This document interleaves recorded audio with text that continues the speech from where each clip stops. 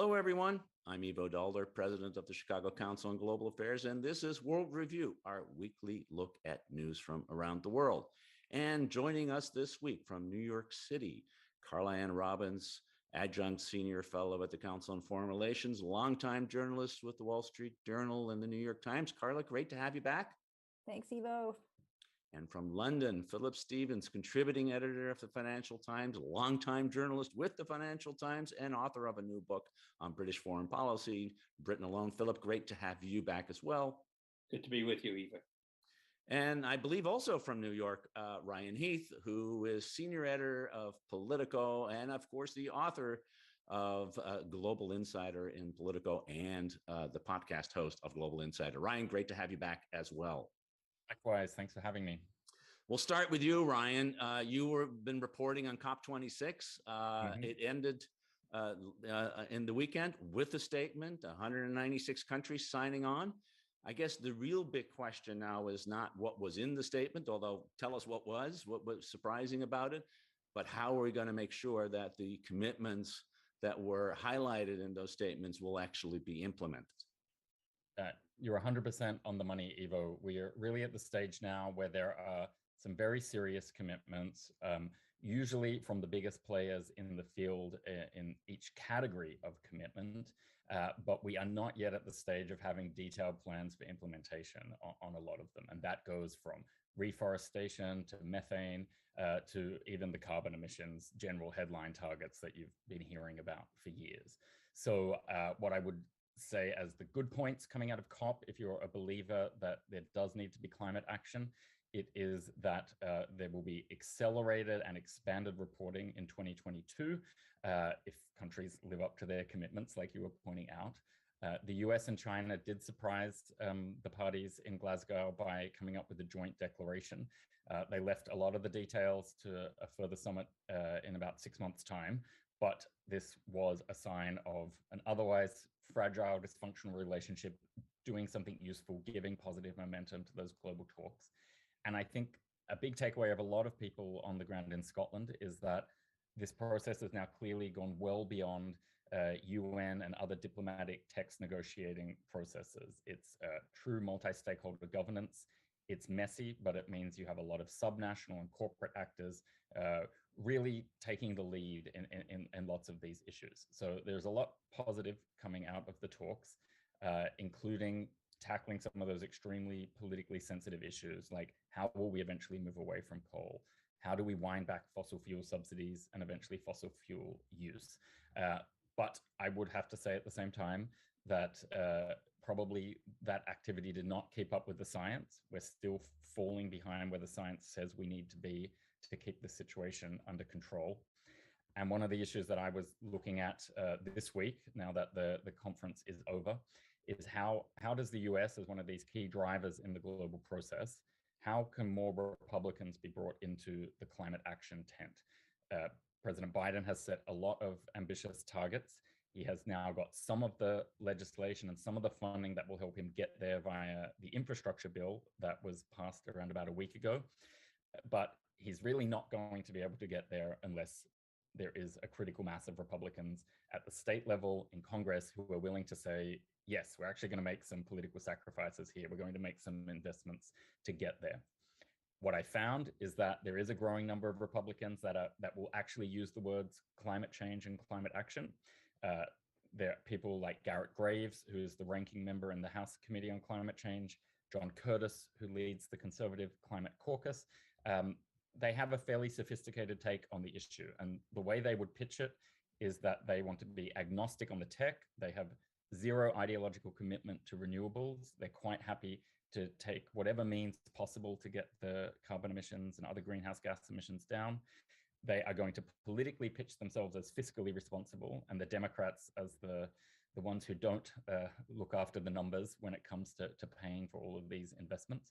And my big question there is whether some kind of swipe from President Trump will come and wipe away that good work, and whether most Republicans will take the easy politicking road in the midterms and just attack the Democrats for wanting to put up petrol/gas prices and fueling inflation with their climate efforts. So I think there's still huge number of question marks about how committed the Republicans really are to this effort, but I see some movement is my takeaway. I guess, Carla, thanks, Ryan. I think that great summary, and also just really highlighting the sort of the core problem, which is that the political cost of immediate action is high for the people who have to take it, whereas the long-term benefits don't, they're long-term. They may be good for the planet, but politically, they're not going to help the people who are doing that. In the main, there's some exceptions, and particularly in most parts of Europe, climate politics seems to be good politics in any case. But sort of looking at the negotiations and sort of now the implementation, Carla, how do you see this tension being addressed by the Biden administration, and importantly by others as well? When Ryan was talking, I remembered there's this wonderful clip. There was an ad made, I was trying to remember when it was, of Newt Gingrich and Nancy Pelosi. Have you seen this? Sitting there saying, we don't agree on a lot, but climate change is something we agree on. I'll find it, I'll send it to you. I mean, there was a time in which Mitt Romney, before he campaigned, I mean, there were people, John McCain, there were, this was not, the sin against which all others are measured, that, that Republicans actually thought, before there was extreme weather, before we would admit that extreme weather was actually, caused by climate change, and then the party decided that this was really, really good politics. I don't mean to be cynical, but believe me, Ryan, they're not going to switch before the midterms on this. They're going to say big spenders and climate change versus gas prices. Believe me, gas prices, keep my hands off, Medicare, government hands off my Medicare. It's going to be, the government and gas prices in the midterm. So the thing that's so puzzling about it, of course, is that now it is affecting people's lives. It is right there. We could say that, Ivo, 10 years ago, 5 years ago, even 3 years ago, when the scientists were saying you can't actually say the specific, climate event is driven by climate change, or weather event driven by climate change. Yes, there are specific Republicans, but none of those names that you mentioned, honestly and truly, Ryan, I never even heard those names. These are not leaders of the political party. So I will say one other thing that really occurs to me is, who are the leaders on climate on the Democratic side who are household names? Yeah, Biden talks about it, but who's really invested in it and is selling it, is really explaining it to the American people, to the point that the polling says people care about climate, but when you ask them the salience poll, are you willing to pay more money for it? It doesn't come out that much. And that's, that's a very, very depressing thought when you put it against the science, which is that emissions need to fall 45% by 2030 to give the world a chance of limiting warming to 1.5 degrees Celsius.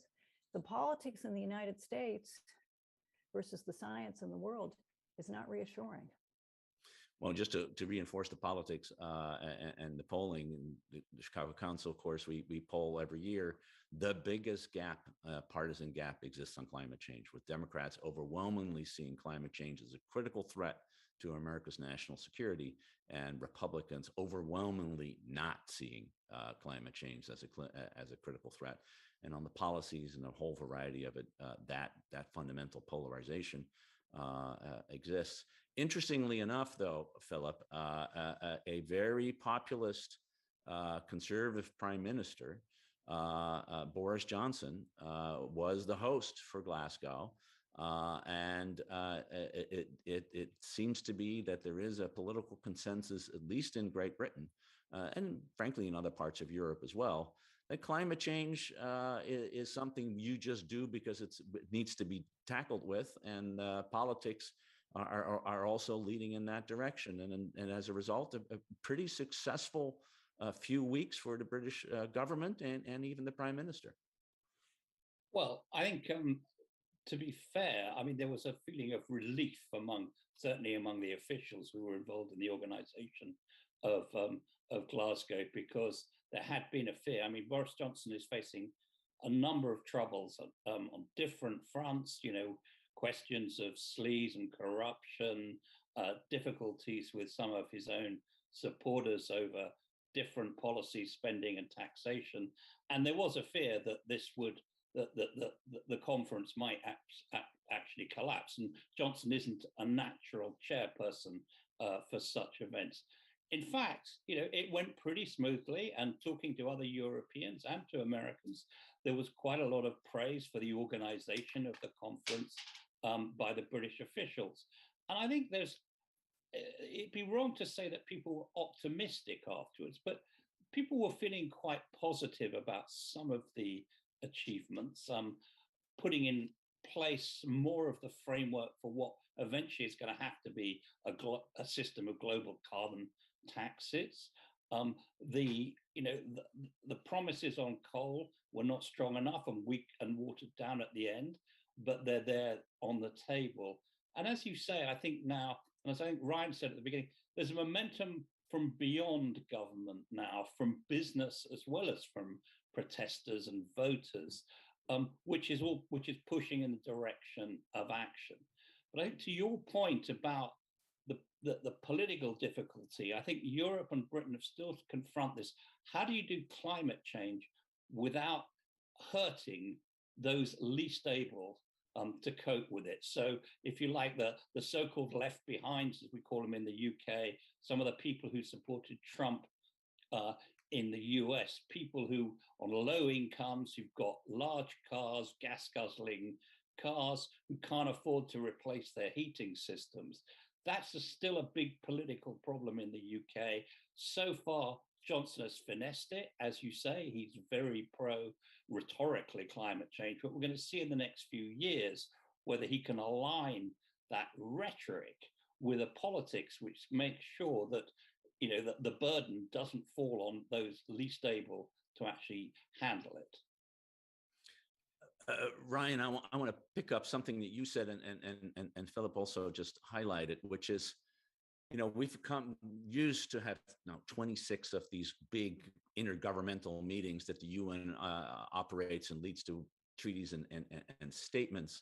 What was noteworthy was it wasn't just the diplomats here who were really moving the ball. And I think it was Gideon Rockman, one of our other participants, colleague of Philip, who said, really, Glasgow is probably the last time that the major action is going to take place in the UN, because we really need the kind of push from other organizations, and that in some ways gives hope that there are other political pressures, companies that are committing themselves to big move on financial companies in Glasgow, and of course cities and people and youth. This is a generational issue for so many people, and one of the things what happens with youth is they move into positions of power over time.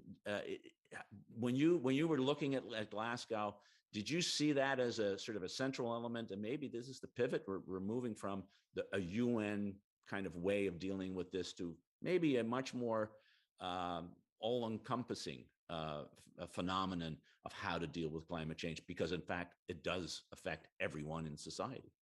Yeah, I mean, I would say that the feedback loop is more immediate for people operating in the corporate sector, for example. If your customers can walk away, vote with their feet, they don't. It's not a once every 4 years vote. They can vote from one day to the next whether they believe your credibility on this issue or not. Also, it just makes financial sense in an increasing number of sectors. It's becoming more and more untenable to do things, and why would you invest in a coal plant at this point if you were a bank or some other institutional investor, unless it was specifically related to cleaning the coal or capturing the carbon from that process? I don't really see the financial incentive. And I think that drives more and more of that decision making. At the same time, I think that those non-state actors, they've gotten better at the branding of what they're doing. And it surprises me that politicians haven't been able to figure this out more. If I was offering free advice to them instead of reporting, I would say it's about less pollution, it's about less crazy weather, and it's about more jobs. And I think Biden certainly has absorbed the job point. Like, he will never talk about climate without talking about good middle class, good paying jobs. And I think that's critical if he's ever going to get these messages to come through. But that is where Democrats haven't really connected on a lot of things. They might have sold the top line messages of Green New Deal in the AOC wing of the party. But when we're stuck talking about headline numbers like 100 billion for this or 300 billion for that tax credit, it's got to be drilled down to how many thousands in my family's pocket to get an electric vehicle, etc. And until they get there, and until other governments get there, it's going to remain a political tough sell. And I think the point is it just ratchets up more and more and more. The more these hard decisions or this political messaging finessing is delayed, the harder it will get for anyone who has to take it on. This perhaps is a good point to kind of pivot slightly, Carla, to the meeting between Presidents Xi and Biden. And what was noteworthy, and Ryan mentioned it, was the agreement in Glasgow between China and the United States on climate change. In some ways, quite unexpected, not because John Kerry and others hadn't been working very hard to try to get this commitment, but after all, Xi Jinping didn't come to Glasgow, unlike President Biden, and the Chinese had made very clear that they can't have good relations on one side of the relationship and confrontation on other sides. And yet we did have this agreement, which set the stage for the virtual summit meeting that Biden and Xi had earlier this week. What surprised you from that meeting, and where do you think the relationship is today, and where's it heading?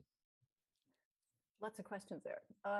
First of all, I was surprised by the Glasgow meeting, which raised a question that we were talking about before we started, which was, I suppose two things about the US role in Glasgow, which then plays back to China.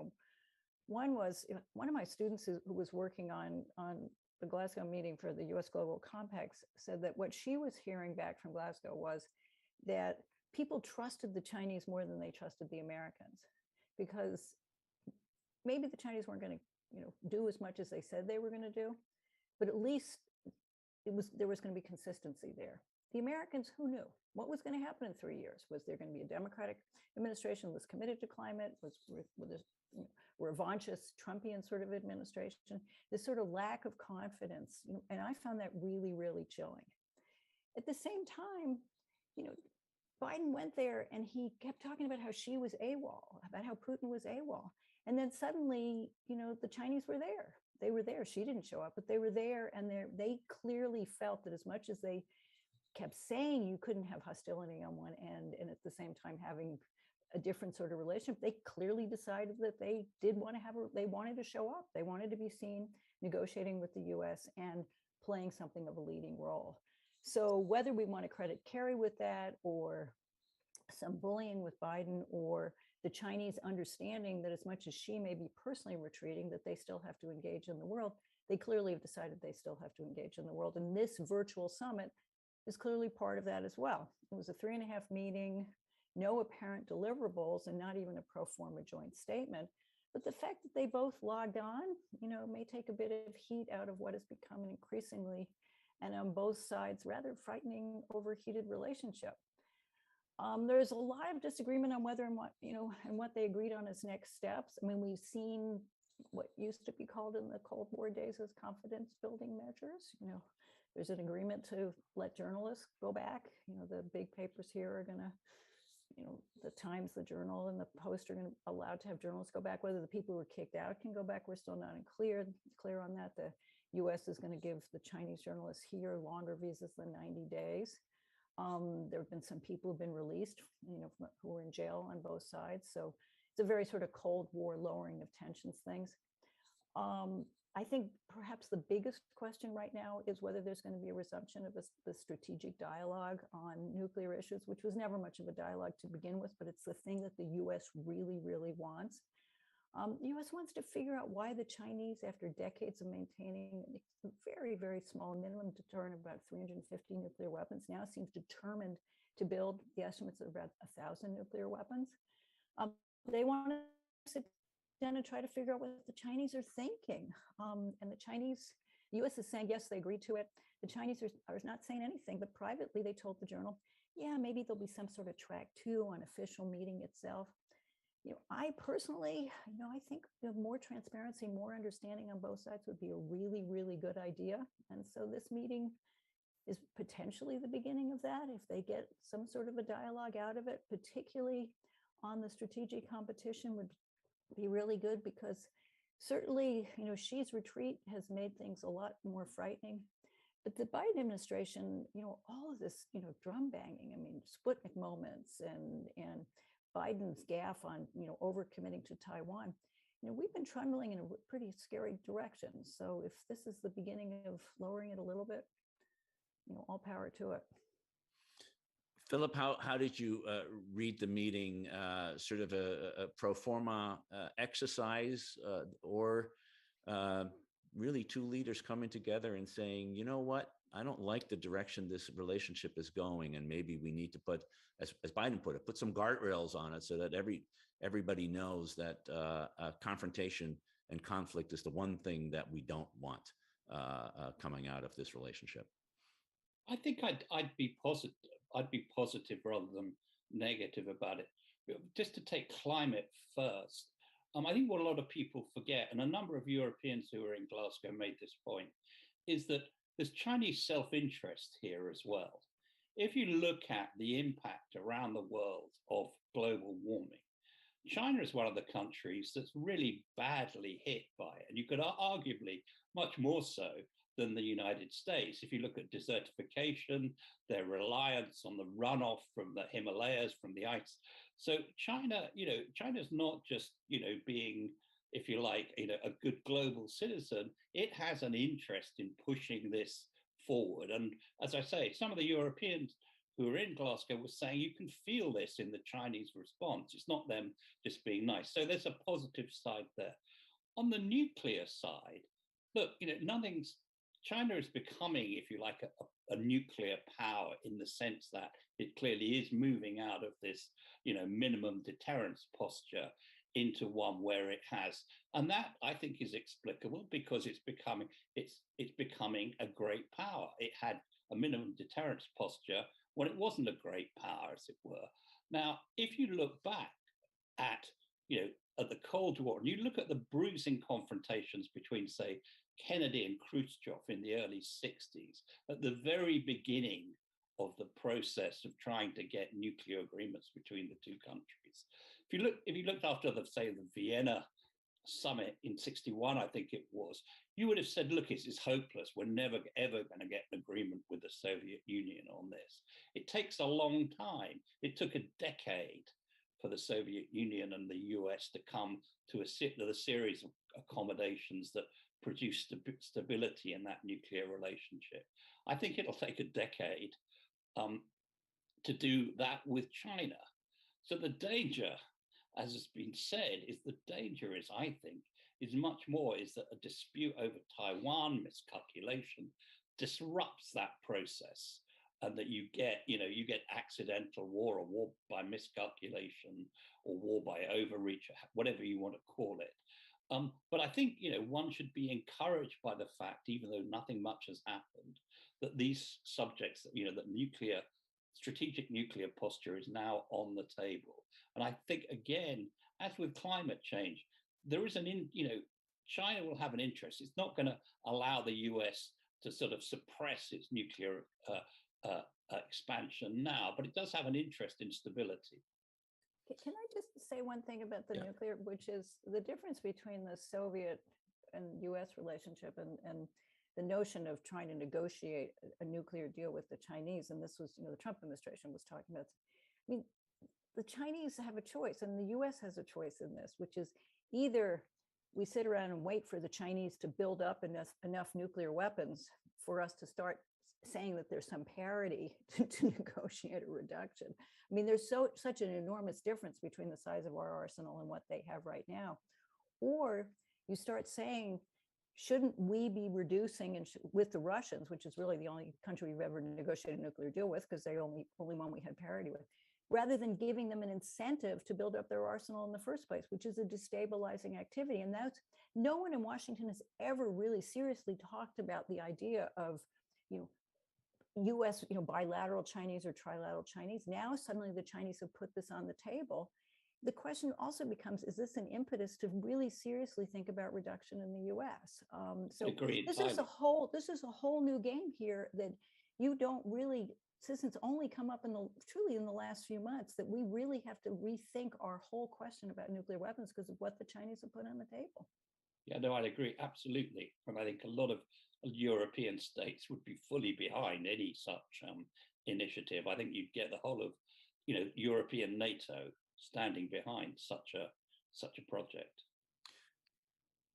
But Ryan, if you look at sort of the dynamic of the relationship, and particularly the American domestic politics, there is really no mood in Washington to say that the Chinese are doing what they're doing because they're reacting to us. No, it's in fact the Chinese are doing what they're doing because they're bad guys, and therefore we need to respond accordingly. And I see Biden's attempt to reach out to Xi as much designed to tell his own administration and perhaps folks on Capitol Hill to cool it a little bit because this can go really bad, as it is to manage the relationship with China. I mean, the domestic politics in the U.S. is on both sides of the aisle really isn't moving in the idea that the U.S. should reduce its nuclear weapons in order to entice the Chinese into a deal. It's all about, no, we need to build up our stuff because, my God, these guys are dangerous.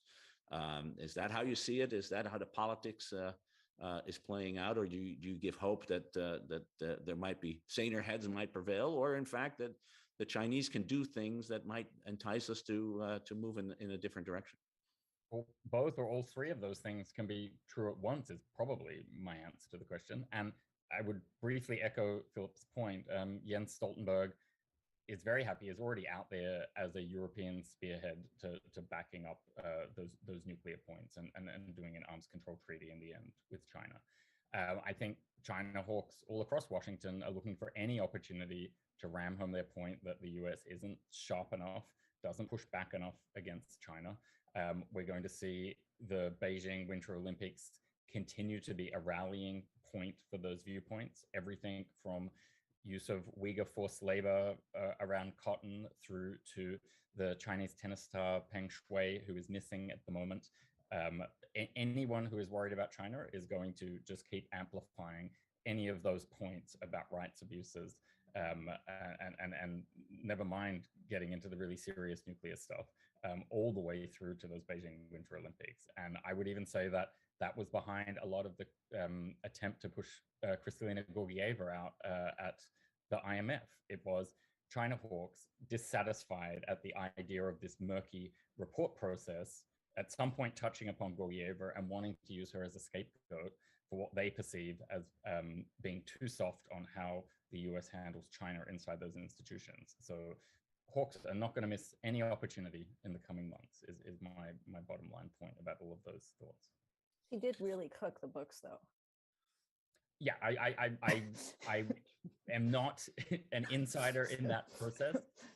My only point would be to say that I think that it's not a report that is not scientific for a long time was presented as pseudoscience, and I think dozens of those sort of discussions happen on any report of that nature. And so I feel like one country's influence and one person's interaction in it was probably overplayed, is what I would say, compared to that history of that happening across reports like that for forever. But it does feel, Carla, that in some ways, I think Philip is right. We learned in the 70s and the 80s, although we had huge debates about how to deal with the Soviet Union, we kind of learned to figure out how to live with it. And, Republicans as well as Democrats were engaged in arms control agreements. Indeed, most of the big arms control agreements were negotiated by Republicans. That mood doesn't seem to exist when it comes to China. I think both sides of the aisle are in some ways trying to out-hawk each other. And the kind of conversation that we've just had here about how do you manage a relationship of great powers in a stable kind of way doesn't seem to find a lot of room in the discourse here in the United States. Much more so in Europe, by the way. I think that there is much more room for that, and in other parts. But in the U.S., it hasn't appeared yet. It's scary because you also have the U.S. military, which has found its reason for existence in the post-counterterrorism world. And when Milley, the chairman, gets up and talks about a hypersonic test as a Sputnik moment, this everybody's justifying their budget. They're really, really excited. They were going to do this at the end of the Cold War, and then 9/11 gave them, something to do for 20 years. And now they're back at it. So there is a consensus across the board on China. And I hope that, that Biden is trying to wrestle it back, and particularly because he too was totally into it. I mean, that's why he went so far out, ridiculously, and got rid of the strategic ambiguity on Taiwan in a classic, this is the old Biden, the Biden we all knew so well when he was on the Hill, when he goes blah, blah, blah. But things can get out of hand really, really quickly, particularly around Taiwan. So he's got to wrestle back the military, he's got to wrestle back the Hill, he's got to wrestle back his own party, he's got to wrestle back his own bureaucracy, because there is a strategic consensus there that. And then you add to the fact of the matter that there is a strategic consensus around China and no transparency. There's no room here. There is no room here for dialogue. So when you do see a small amount of dialogue, you have to hope that there is some hope in it. But I mean, Xi Jinping is he's not leaving that country. And that in itself is pretty scary. I think also one shouldn't underestimate how quickly things have changed. It's only 20 years ago since national security assessments produced by the White House was saying that the US was going to be the hegemonic power, preponderant power in the world forevermore. And everyone really took that, the Pax Americana was going to last as far as the eye could see. The turnaround in, such a short period of time, 20 years is just just a flicker in time. And I think it's understandable that Britain is still trying to get over the loss of empire. It's understandable that the US, moving from a position where its power was completely unchallenged in the world, is going to find it hard within a period of 20 years to admit that it's actually going to have to share that hegemonic power, particularly since it thought it had done that, won that war in defeating the Soviet Union, as it were. So in a way, I think the mood in Washington is explicable. Yeah, but there's also something else. There's something else, which is that there was this expectation, this Bob Zoellick stakeholder expectation that somehow, if we gave the Chinese something like entrance to the WTO, if we, just that they would somehow just become like us, and that there's an enormous amount of self-recrimination within the moderate wing of the Republican Party, within the Democratic Party, that we got suckered, that we deluded ourselves in thinking the Chinese were going to become more like us. And instead, they're not like us, and they're really powerful. Yeah. And we'll continue to have this discussion because it is, for all the historical reasons that I think we've just talked about, it's going to be with us for a long time. I do want to, Philip, go to the issue of Russia, because I think Carla's right that everybody in Washington now looks at the threat and the challenge that is coming from China for all the reasons we just talked about. But at the same time, major parts of the U.S. government seem to be extraordinarily concerned about what's happening both on the Russian-Ukrainian border, and of course this horrific humanitarian crisis that hopefully maybe turning around slightly along the Belarus-Polish border. We've now had Bill Burns, the CIA director, go to Moscow. We've had Avro Haines, the director of national intelligence, going to Brussels and meeting with NATO Secretary General and other officials. You do have this sense that something is afoot, or at least people are really worried about something being afoot. And how is it read in London, which, by the way, just sent 100 troops to the Polish border? How is this read in London? Well, I mean, this really is a story in two parts. It's the story of Europe's last dictator, Alexander Lukashenko, in Belarus, determined to get his revenge on the EU for some earlier sanctions that were imposed. And he's come up with the idea that the way to do this is to basically import migrants from Kurdistan, from wherever they want to come from, but fly them into Belarus and let them across the border into Poland and into Lithuania, and if you like, create another migration crisis for Europe. So that's one part of the story.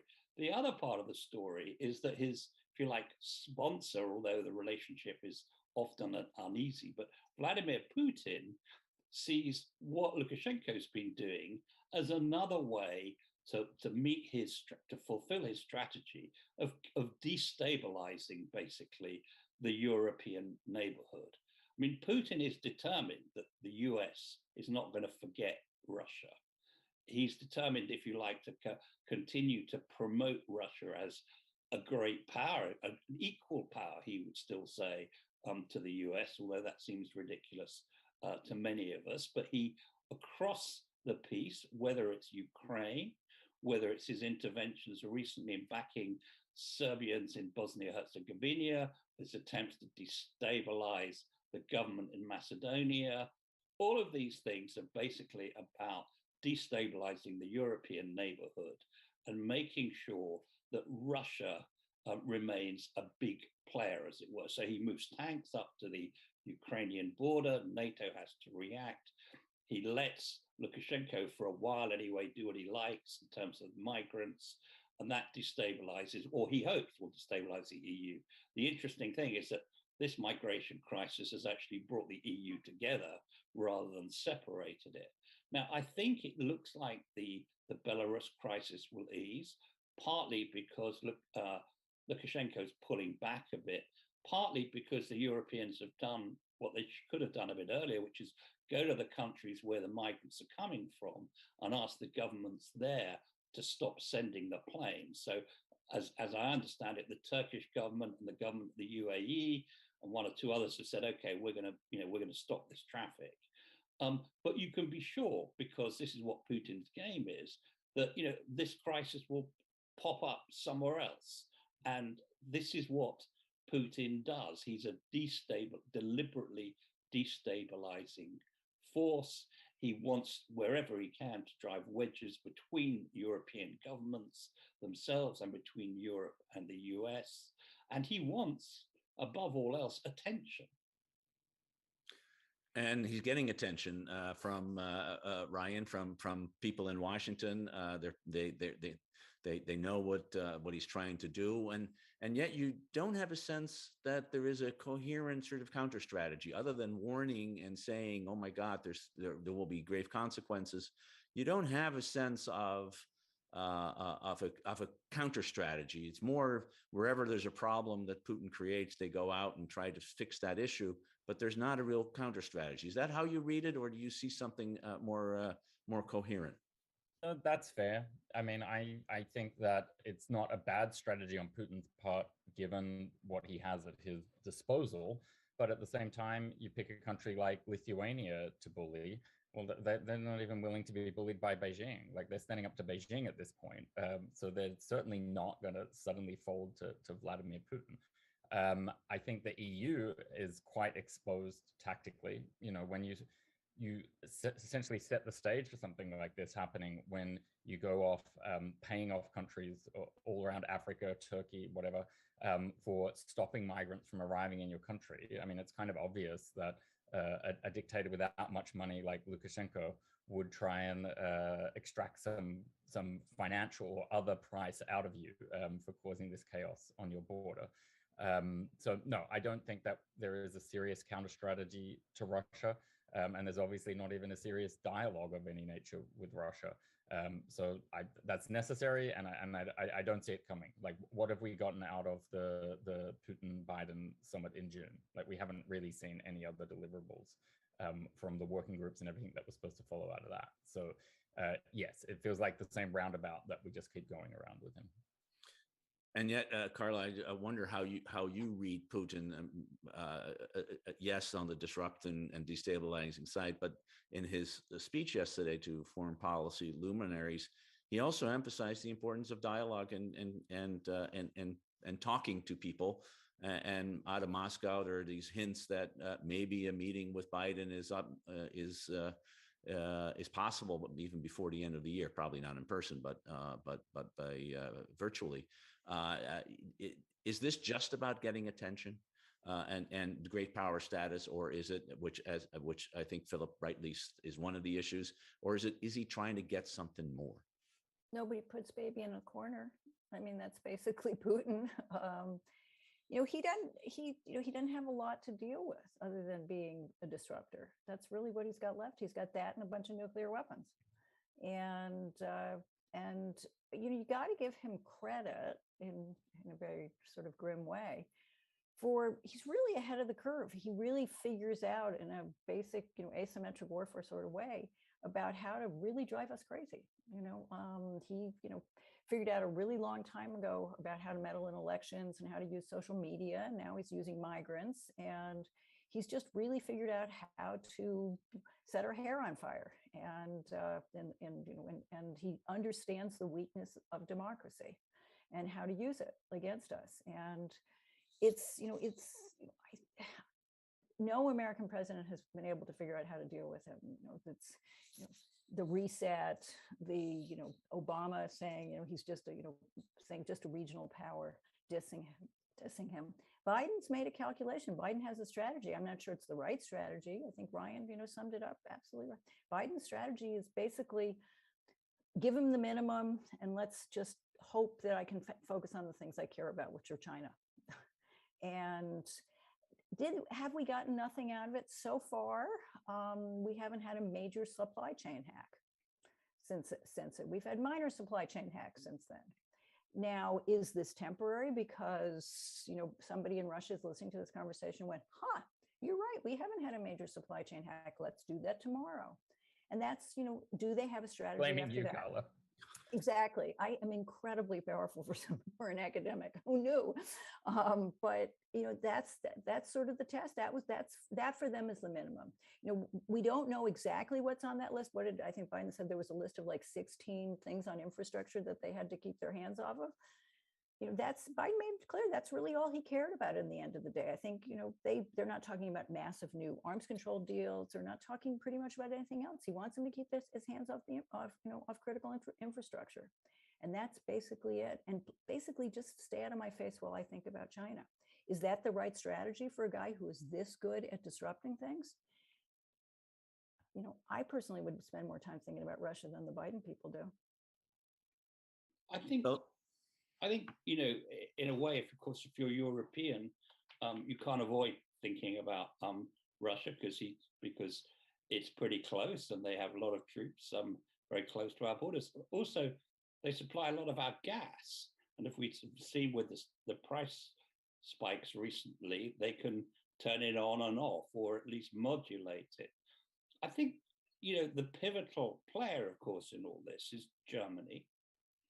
I think Angela Merkel, for all that people praise her for being a conciliator, has made a coherent alliance policy towards Russia harder rather than easier. She's been too emollient in her treatment of Putin, too insistent that the Nord Stream 2 gas, the second gas pipeline, goes through.